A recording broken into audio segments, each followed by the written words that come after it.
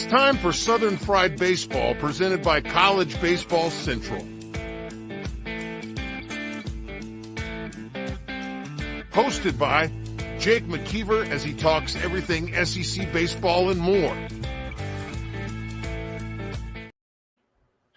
Welcome in, College Baseball Central fans. Week 1 is behind us. Week 2 is upon us. Micah did the breakdown show last week. This week we're going to have Caleb stepping in that role. Caleb, how are we doing today? I'm doing great. Got my Texas gear on, hook 'em horns. Awesome, man. It's like to see that they had a great weekend last weekend. You primarily watched Auburn, but let's go ahead and break down some of these games that we got coming up. Alabama will start it in alphabetical order like we always do. They are playing in the Jacksonville Classic. They have Coastal Carolina on Friday, NC State on Saturday, and then Ohio State on Sunday. Friday night it's going to be Zane Adams versus Cullen McKay for Coastal Carolina. What kind of intrigues you the most about that matchup? Just first off, a great tournament down there in Jacksonville, the Jacksonville Baseball Classic. Coastal Carolina, always a powerhouse in the Sun Belt, 4-1 start. That's what Alabama starts off with on Friday night. Should be a really good one. Then they're going to play NC State. NC State's ranked 12, lost to Liberty, I think, yesterday. Yes. Yesterday. That's going to be a good one on Saturday. And then they end up with Ohio State, which is another pretty good team. So, yeah, in that tournament, you got 4 great teams right there, all teams that are really power conference teams. Well, kind of with Ohio State. They're in a little bit of a transition year. Would you say the Sun Belt's more of a power conference than the Big Ten? Yeah, I think at the top, yeah. Really? Yeah, hot take. Even with the new additions. Yes. I think for now, I think Ohio State's in still a little bit of a transition year as Justin Ayers in his first season. I think they're going to be good in the future, but, I mean, this year there's really not a lot of meat on the bones. Like I said, Cullen McKay's 94 from Coastal Carolina. He was from UVA. He was UVA's Friday night guy last year before he kind of fell out because fastball, slider, changeup. Caden Bodine is another one that I think is going to be really, really good to watch out for Coastal Carolina. He had an absolutely monster 2024 campaign where he hit under 330 with 9 home runs. Blake Barlow is another one that I think is going to really impress me too as well. And then NC State, Riley Quick's going to go for Bama. NC State has a plethora of arms that they're going to throw. I am going to read from Monty Taylor, who is our ACC correspondent on this one. Let me just pull it up just because he gave me a little bit of a rundown on NC State. It is going to be either Heath Andrews or Moran. If it's Andrews, he's a low to mid-90s high fastball guy with a nasty slider from the right side. He sometimes has command and control issues.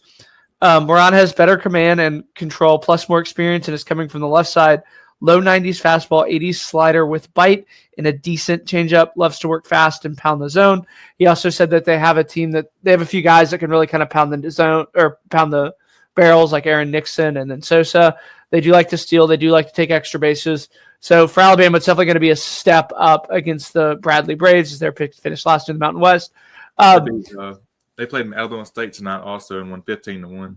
Yeah, so they're starting to get rolling a little bit. Justin LeBron, they scored 10+ runs. I mean, they've been an absolutely incredible tear. I think I pulled that their team batting average is around 380. That was before today's game, so I'm sure it's up.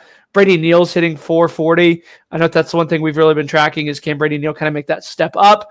As he seemed to always hit against really bad pitching and then against good pitching at LSU is where he struggled. Cullen McKay on Friday. Whoever NC State throws on Saturday, I think those are going to be the big, good tests. What's your prediction for the weekend for the Alabama Crimson Tide? It's hard to say. I'd say 2 wins would be great. Get Ohio State and then steal one from Coastal or NC State would be great. But, I mean, you could say 2 to 3 wins, I think, in that tournament. But I'd say 2 wins is going to be 2 and 1s are the record, I think. I was going to say that's exactly what I'm seeing. Take care of business against Ohio State. Steal one from Cullen McKay on Friday night. NC State played a little bit competitive, and I think we're going to have a ton of respect for this Alabama team. But crazy things do happen down in Jacksonville, as we saw last year with Auburn. They played a really good weekend, and then after that, they really kind of flopped. Keys to the game, I would say, jump on Coastal Carolina, make them use the bullpen. That seems to be where their weakness is in the back end. NC State, it seems like just kind of play your game and make NC State play your game. And then Ohio State, I have flex the power. Just take care of business against them. We both have them as 2-1 weekends. I think we both have them But if beating they Coastal do and Ohio go, State. What were you saying? if they do go, that may be a team to watch for a regional host. To be honest. Yes. I think that a lot of these SEC teams, as they kind of play up early, it'll be interesting to kind of track. It'll definitely get them into the top 25. Um, Moving on to your team, the Auburn Tigers, they're taking on Wright State. I should say that this is not a Wright State team of past, but again, they are still a perennial regional team. Boston Smith and Parker Foltz are kind of the stars to watch for Wright State. Braylon Schutzow is going to pitch Friday night for him. He was in the closer role last year. I think that's really all we need to know about Wright State. What does Auburn need to do in your eyes for this to be a successful weekend for them? First off, yeah, Wright State is very dangerous. They're going to be scrappy and a very good ball team. And what I think we need to do is get the bats going. That's what's been the biggest issue so far. We only scored about 6 runs a game right now, and that's not what Auburn's been doing the past few seasons. And lately it's been a pitching that's been holding us back, and right now they're getting us wins. And I think it'll be Cade Fisher, Sam Dutton, and Christian Chatterton going again this weekend. And so far I was looking, the Auburn starters in the lineups only have 11 Ks in 4 games, which is really good in my opinion. Yeah, that's definitely pretty good for them. Ike Irish is only hitting 214. Asterisk, that was before the game today when I pulled the stats.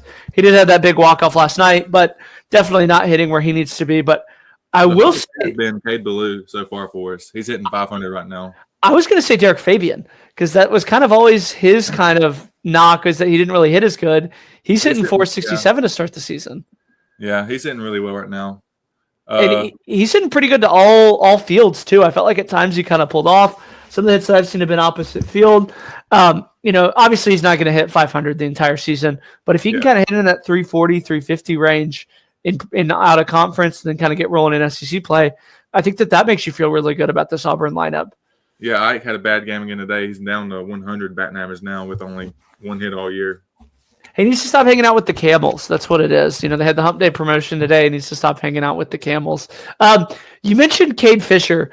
I should say he didn't pitch that much. He only threw 53 pitches. The velo was down. That is something to track, as I'm kind of getting word on if it's an injury or something like that.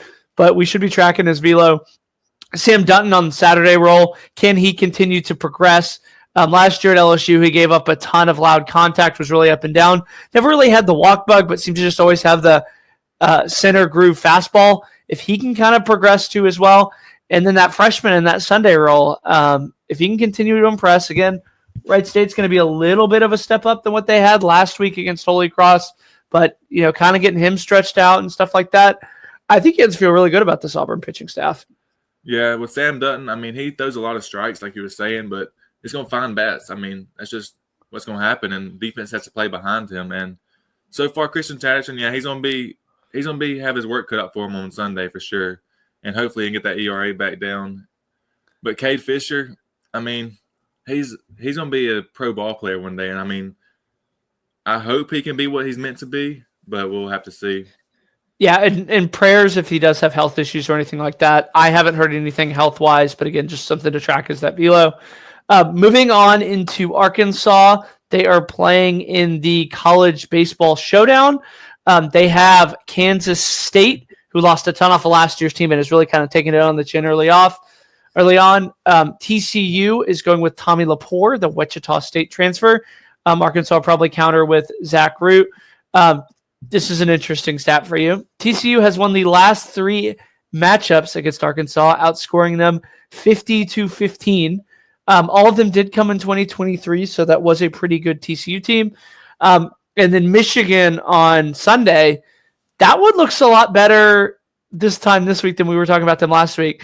They went 4-0 down in Puerto Rico. The pitching never really wavered. Expect David Lally to go for Michigan. I see through 5 innings for them in kind of relief as they went with an opener. We'll start off with Kansas State. Arkansas is going to take care of business with that, right? They're going to throw Gabe Gackle, and he's going to absolutely dominate.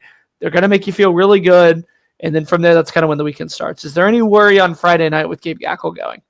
No, I think they'll take care of business with Kansas State. Arkansas is still dominant. Their pitching staff's going to be shutting down, I think, all 3 of these teams, to be honest with you. I think they could go for a clean sweep if they can stop this very red-hot Michigan team. So that's all 4 teams that are playing in it, and I think Arkansas could go 3-0. That's kind of what I'm thinking too as well. I should say in 2023 when I was there in Arlington, everybody else kind of assumed that Arkansas was going to win that game, and TCU actually came out and run rolled them. I mean, Tommy Laporte is pretty good. He pitched really well against a quality San Diego team. 225 opponents batting average from last year. It's going to be a grind for this Arkansas lineup to get through, which again, it really wasn't at easy at times this weekend. It seemed like sometimes it was really easy, sometimes it wasn't. My notes for them are find some consistency and make some adjustments when you aren't ambushing. It seemed like that they were kind of attacking early on in the counts, and when pitchers kind of came out, threw some strikes on them, that's really kind of where they folded. Yes, they came back against Washington State, but it was kind of mainly because of walks. Nolan Souza, everything I've heard from Arkansas fans is he won the job outright. Prove it. He hasn't really hit that well early in the season. Camden Codzell's kind of working his way back, and I was hearing that wasn't even a competition towards the end. So, show America what you showed Dave Van Horn in that series. And then Michigan exposed Michigan. I don't really know how to feel about this Michigan team. I wouldn't say exposed yet. I mean, they're still, I think they're right there with Oregon, 1A, 1B for the Big Ten favorite right now. But, I mean, they really have surprised a lot of people so far. Yeah, I have Mitch Voigt, Jeter Ybarra, Ju-Sung Park, and Matt Spears for guys to watch for this Michigan team. TCU, it is Carson Bowen as they do kind of platoon him with catcher. Jack Bell has had a pretty good weekend, too, for Tennessee. And then Kansas State, I'm going to be honest, I didn't put anybody down. I think Arkansas is going to kind of go out there. Sunday is kind of the only controversy I see with Arkansas. Do you see Gage Wood get that Sunday start as he started on Sunday last week? Do you see Landon Beetlecheese get that Sunday start on short rest? That's really the only controversy I have for this Arkansas team. Other than that, everything seems very straightforward this weekend. I'll see Beetlecheese starting Sunday, I think. Everybody keeps saying that, but Gage Wood started last week. Looked really, really good. I'm really glad I'm not Dave Van Horn because that is definitely a tough matchup. So you have them going 3-0. I have them going 3-0. Let's go ahead and move on to Florida. They are taking on the University of Dayton, John Gruden's alma mater. They are picked to finish 6th in the Atlantic 10. They have 31 new faces on this team, so it's just insanely portal heavy. Ryan McDowell and Mason Doobie are kind of the two guys to circle for there. My notes on Florida is continue the dominant starting pitching. Liam Peterson, Jake Clemente, and Pierce Coppola were all really, really good for them. Just continue that. Get them stretched out. They're one of the few teams I think that threw their starters 7 innings. Dayton's another team that they should kind of roll and get this confident pitching staff rolling. Yeah, another tune-up series, I call it, for Florida. They haven't skipped a beat, I don't think. I mean, they last year they struggled, of course, in the regular season, but this year they have not skipped a beat from the previous year. And, I mean, as you can tell, they got a lineup full of power bats again, and I think they do get a sweep this weekend with another tune-up right before they go to Stetson. I do too. I think Stetson's going to be a little bit tricky of a matchup as they've kind of looked pretty good. Brody Donay, I believe, leads the country in home runs. He definitely does in Power 5. And then Bobby Bowser coming over from UCF has 2 home runs and hitting .412. I've been super, super impressed with Brody Donay's new kind of swing and new kind of approach. He has that kind of Cags long 2-strike approach that's still looking to do damage. I think he's going to really, really succeed and hopefully have a breakout year, if you will. I know he's a little bit old for a breakout year, but kind of, I guess living up to the hype that he had coming in. Aiden King and Luke McNeely are 2 other bullpen arms that I really, really like out of Florida.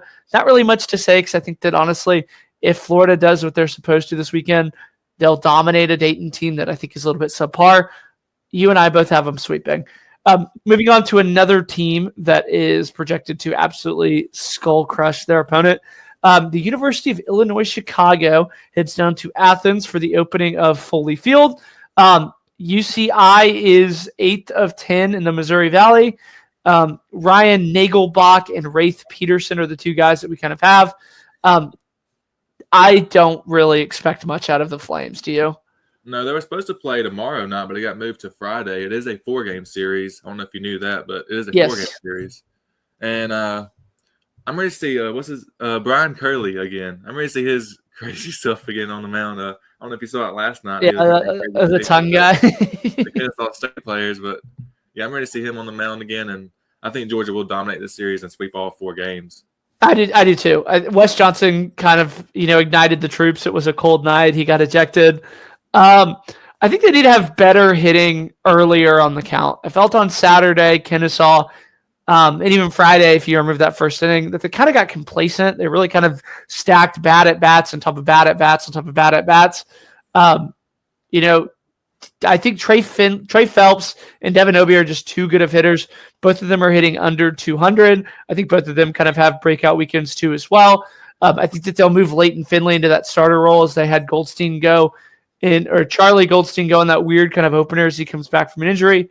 Robbie Burnett's kind of been the signature one for them too as well. And then Black too as well. He kind of impressed yesterday. What were you going to say?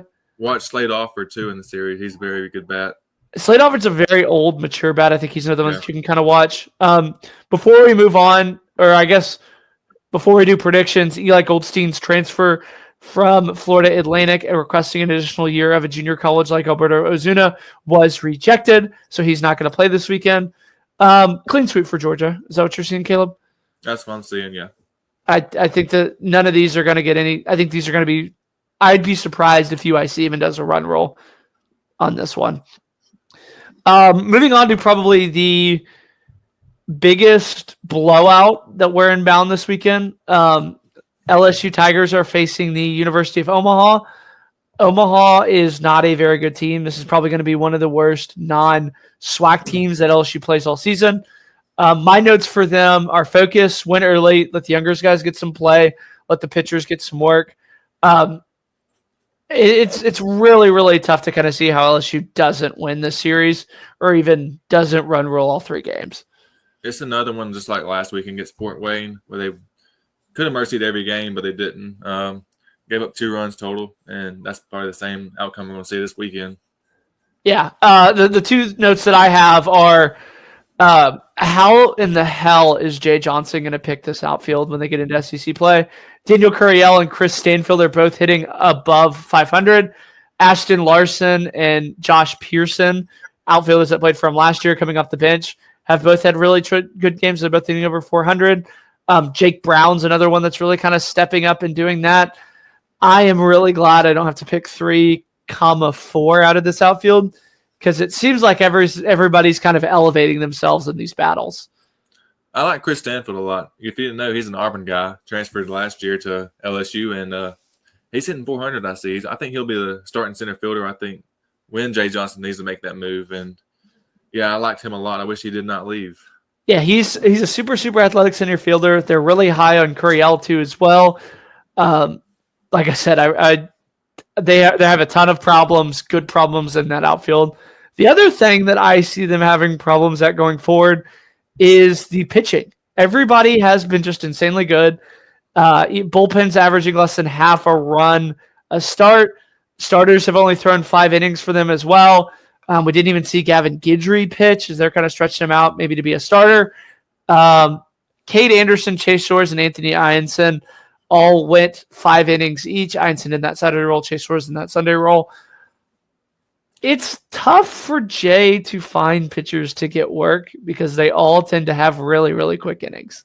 45 strikeouts to 2 walks. Yeah, they're pounding the zone. They're attacking the zone. Nate Yeske has the boys up good. I don't know how you find guys at these games because you want to get Anderson, Shores, and Ianson stretched out so when they go into Dallas next week, they're ready to pitch kind of 6-7 innings. You also want to get guys like DJ Primo, Maverick, I think Rizzi. I don't have his name written down. People like him, Maverick Rizzi. Innings. And again, Jay only has 27 outs to work with in the game. And if guys are attacking the zone, not walking people, it really kind of extends how long you can throw innings-wise, but shortens it for guys at the back end of that bullpen. Yeah, it's the place to go right now if you're a pitcher. LSU is the place to go after the Paul Skeens story. And, I see LSU sweeping easy. Maybe not give up a run all series. That would be a very impressive thing if LSU kind of does what Tennessee did to Hofstra last weekend. I think that they can do it. If Omaha has a lead or doesn't get run ruled, I think it's a successful weekend for them. They have an absolutely long weekend ahead of them. Moving on into Kentucky. Kentucky plays Belmont, who is 0-4. They're picked to finish 8th in the Mountain West.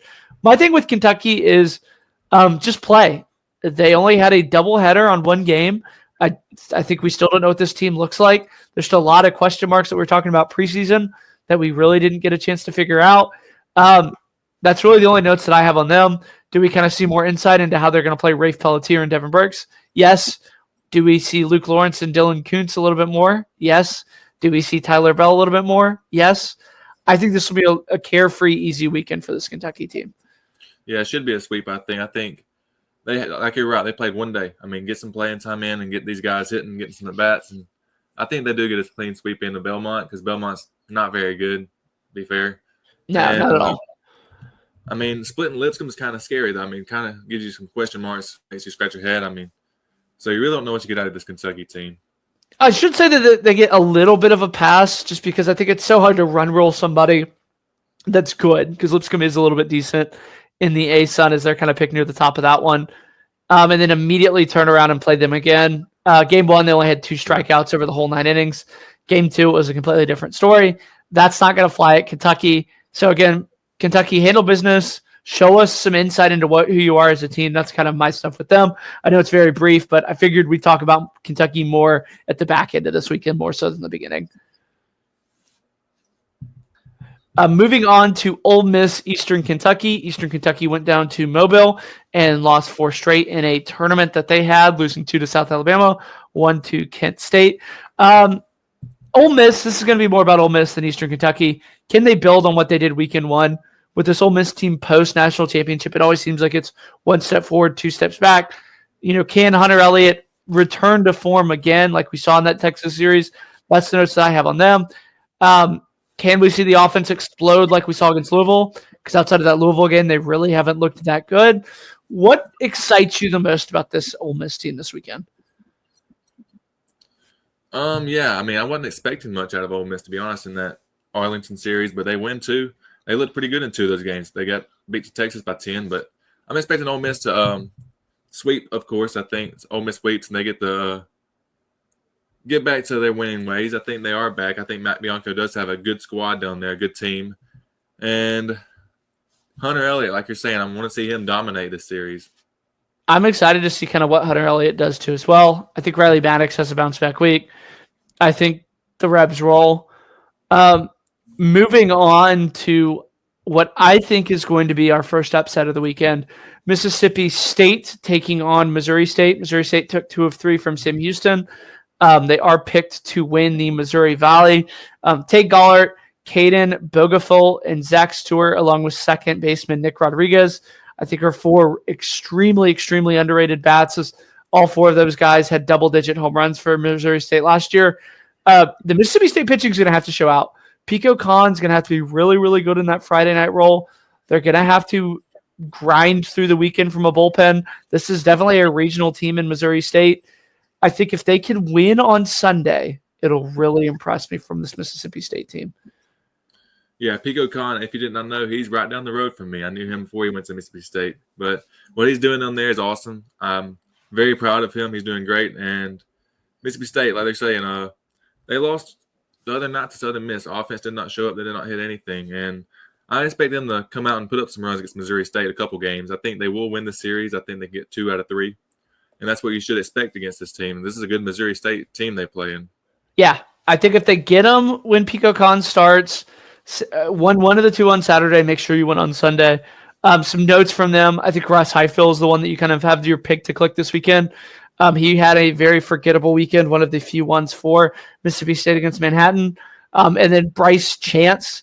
Him and Hunter Hines have been outrageously hot. But Bryce Chance specifically, he was a starting center fielder from last year. He's been moving around a little bit. You don't know if he's actually going to be in the lineup as he kind of was in a close contention. Can he continue the hot streak and break out for this Mississippi State team? I think Missouri State gets him. I think of all the series in the SEC, this will be the one that will be the most competitive outside of Arkansas. But again, Arkansas is also going to play Kansas State. You think Missouri State will win the series? Missouri State? Yes. I think Missouri State's going to win. Yes, that's my hot take. I'll go ahead and tweet that clip out. Moving on to another Missouri team.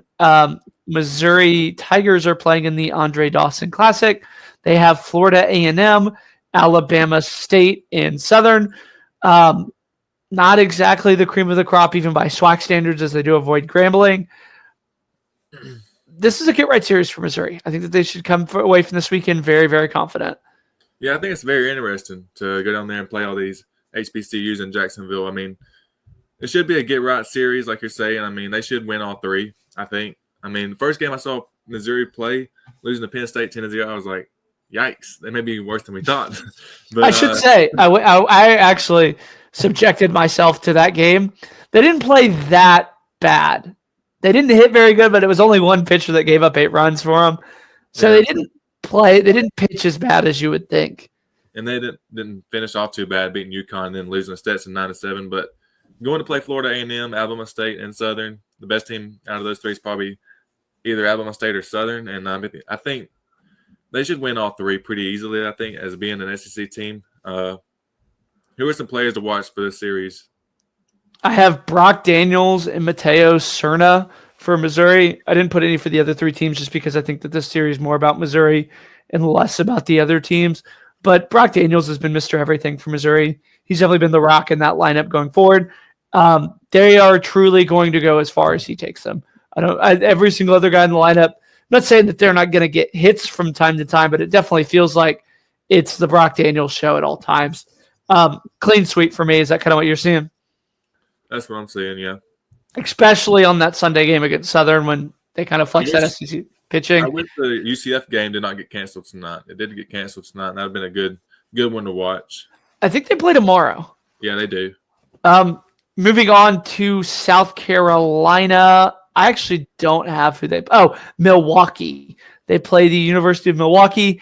They lost their best player who is now not starting at Kentucky. So that should tell you everything you need to know about Milwaukee. South Carolina is, I wouldn't say surprisingly 4-0 because they've played some really, really subpar competition. But the pitching has just been unreal for the South Carolina team. Jake McCoy, ERA of 0. Matthew Becker, ERA of 0. Esky, 1.8. And then the bullpen, Zach Russell, 0. Ashton Crowther, 0. Brendan Sweeney, 0. Ryden Garino, 0. Parker Marlott, 0. Brandon Stone, 0. I mean, basically, they've only had 3 guys, period, give up any kind of runs. Tyler Pitzer does have that higher ERA, but again, he's pitched twice.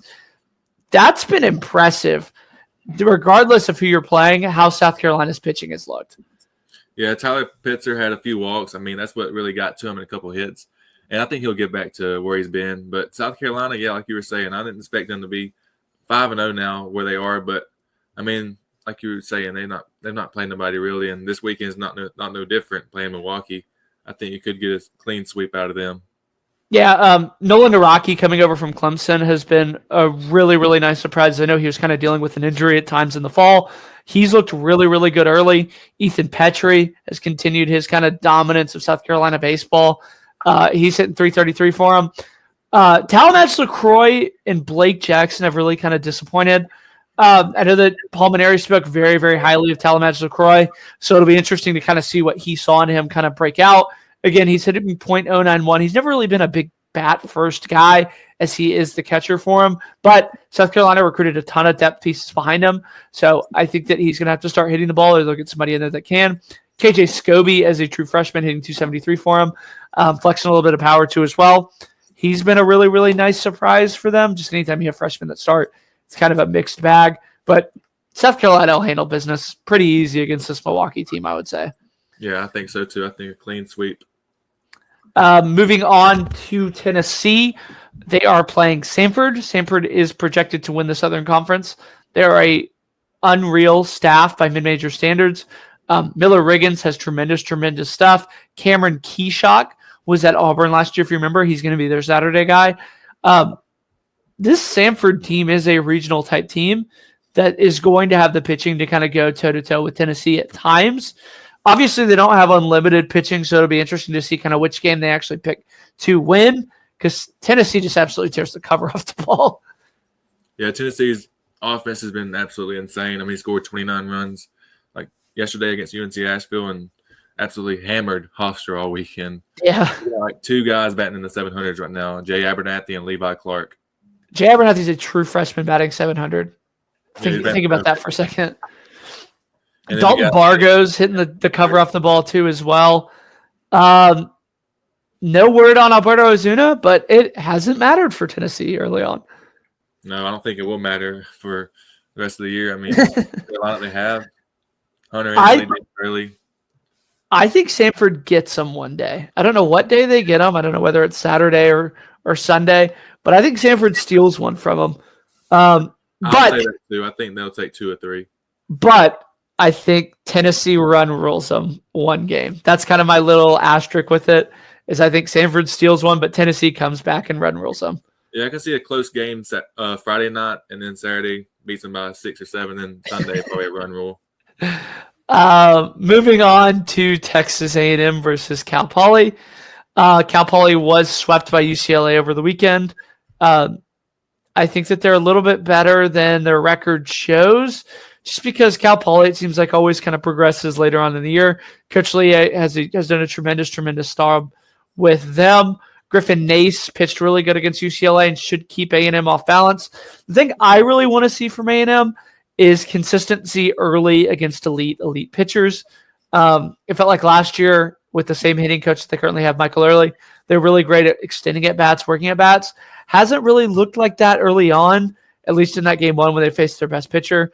Wyatt Hensler, I think, has to be better. He's only had 2 hits so far. Granted, they have only played 3 games, but he was just unreal at Penn. Gavin Grahovic, he did have a kind of down weekend by his standards. I think that this is one where you can kind of expect him to break out, hit a few more home runs than he has. I think A&M sweeps this weekend. I think that they kind of get a little bit of confidence rolling. It felt like last weekend that they kind of got punched in the mouth. Everybody kind of turned their nose up at them. I think A&M settles in and dominates this weekend.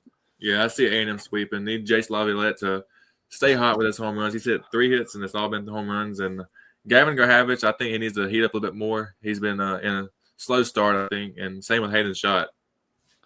Yeah, Hayden Schott is working back from that knee injury. They are still missing Caden Sorrell, but Terrence Keel was an SEC Freshman of the Week last week. He had a really, really great weekend. If he can continue to be hot, pitching-wise, I want Miles Patton, Ryan Prager, Justin Lampkin to kind of get some work in. Ideally, I'd like the offense to kind of go handle business early, get some of the younger guys, get some of these bullpen guys in there, because outside of a few, and I feel like they have about 5 or 6 pitchers they feel really good about, and then everything else is kind of a mixed bag. I'm really excited to kind of see maybe Bergovich and Binderup play a little bit at first, because again, A&M has like a variety of different ways that they could go with this team. Yeah, I see A&M sweeping this series pretty handily. Moving on to your Texas Longhorns, they play the Dartmouth. I don't even know their mascot. I'm gonna be honest with you. It's something green. Green? Isn't that right? No, that's North Texas. Something green. Anyway, they are picked to finish 7 out of 8 in the Ivy League. But 7 of their top 10 arms from last season do return. Marco Dumsky for Dartmouth is kind of the one pitcher that I really kind of highlight there. This is every bit of Texas goes out and dominates it. I have 2 question marks for Texas this weekend.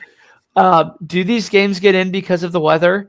And then what does Texas do with Max Ballou, Tommy Farmer, and Easton Winfield? Just because Easton Winfield won the job outright over Tommy Farmer, but Tommy Farmer slides in there for Ballou, who DHs due to an illness, and Tommy Farmer has a breakout weekend. So it really is kind of a fight at the bat rack, and I think that competition very much is still very open.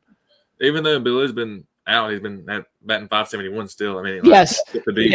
He did say Friday night, though, that he was kind of getting back to 100%. I think every player is going to say that they're always at 100%, so take that with a grain of salt. But he looked incredible. Do we see – I will say this. I think Tommy Farmer's too athletic to have him just be a DH role. If you're going to do that, I think you DH Max Ballou. But then you have other guys like Cole Chamberlain, Casey Borba, who are kind of up for that DH role. It really is kind of a tricky situation with this Texas team in a good way.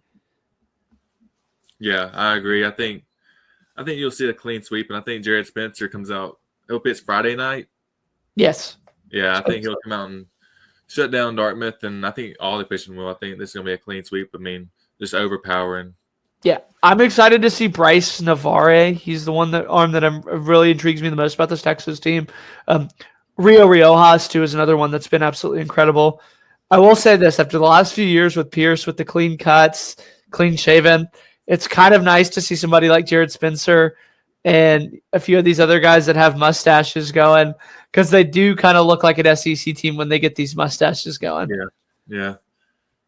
Like, that was my favorite one to always see, is when Texas would play LSU, and they'd have clean cut Yankees, no flair, and then they'd play Tommy White with like a tiger tattoo and all his jersey out, all the chains.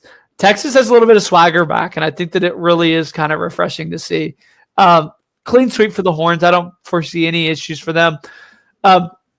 Moving on to Vanderbilt, they play St. Mary's College out of the West Coast Conference. They are picked to finish fourth in a one-bid league. I would say the biggest thing for Vandy is, can they stay healthy? Brady Johnson is kind of starting to take ground balls again, as he didn't play last week, I don't believe. They went and played some good teams. Now they get kind of a little tune-up for them, get everybody right, see what you have, get some confidence going forward. This is another one of those of, control what you can control with Vandy. Yeah, pitching looked good the other day against Air Force. They won both those games 3-1 and 5-1, or 5-2.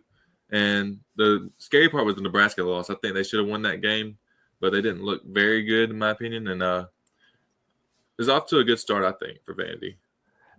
Yeah, I think more of the same for Vandy. Invitational. I think that's what you wanted, is 2 wins at the Invitational, and that's what they got. Yeah, I think it was going to be really tough to beat all 3 teams just because of how the tournament's set up.